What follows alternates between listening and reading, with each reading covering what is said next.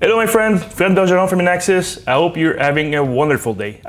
In this case, I want to show you how to activate a door lockdown and deactivate it using a special card.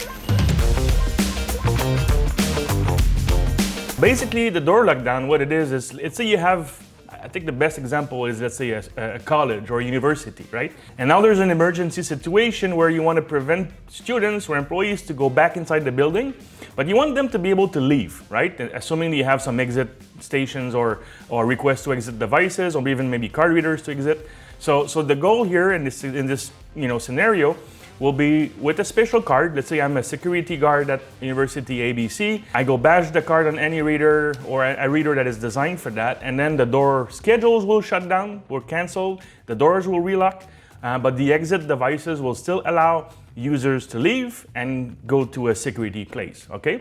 So basically, I'm using the ICT Protege GX platform. Again, Inaxsys is the proud Canadian distributor of ICT products. And now, again, we're going to need, obviously, a card, a user, an access level. In this example, and it's something that we already covered before, but I'm using access level outputs. All right, so if I show you, again, for instance, the access level itself, so I have only a setup of 2 doors. So I give myself a master access level. I include all the doors, so any door that I had later will be part of that access level. We need to select reader access activates output. I use the toggle access level output. So basically I badge once, lockdown is active. I badge again, lockdown is disabled, okay? So those 3 options or 2 options here are necessary. This one here is when you want the arm on multiple badge, okay? But it doesn't apply to this access level here, okay? Under outputs, what I did, and again, that's something we covered before, but I created myself a virtual output expander. I've set the virtual option in the module so it doesn't conflict later with a module that is physically online. All right, so it will basically reserve that address inside the controller memory as a module that is virtually being used. So you can't have 2 modules with the same address, okay? Now, I labeled my output. If I go here, let's see, under outputs, I took the first one of PGM Expander 32, I called it lockdown, okay? So now we have the access level that will trigger the output, but there's an option to set in the expander properties. Under expanders, reader expanders, I went under reader 1 and 2, I enabled the same option twice here, and I said activate access level output, okay? I have this on 1 and 2, so I can use any of those 2 readers to trigger or cancel my lockdown, okay? Then we had to do 2 programmable functions, okay? The type of function, so again, it's under automation and programmable functions. I have a lockdown on. Make sure you set the state to running, and I'm using door control as the function type.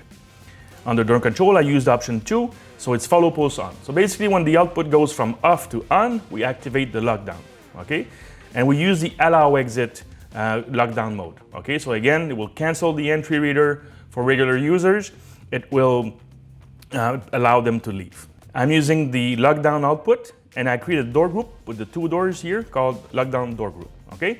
The second function here is doing the opposite of the first one. So I'm using 5, inverted follow post off. So when the output goes from on to off, we cancel the lockdown. Again, we use the same output to check and the same group, okay? You save, you wait maybe a minute for the download to be completed, and then you need to right-click on each function and select start function. In this case, it's already running. Okay, if I go to the user properties, there's one very important option that you will need to set. I have my access level assigned, but under options, you need to select user has super rights and can override anti-passback, and also in this case, it's also overriding door lockdown, okay? If I don't have this option checked, I will be able to enable the lockdown, but then I will be denied by the lockdown to turn it off, all right? So this card must have this option configured in it, all right? So I created myself a monitoring page with the output, so you can see what's going on in the 2 doors, all right? So now if I badge on my second door here, output is on, lockdown, as you can see here, if I move right, sorry, lockdown exit allowed, all right?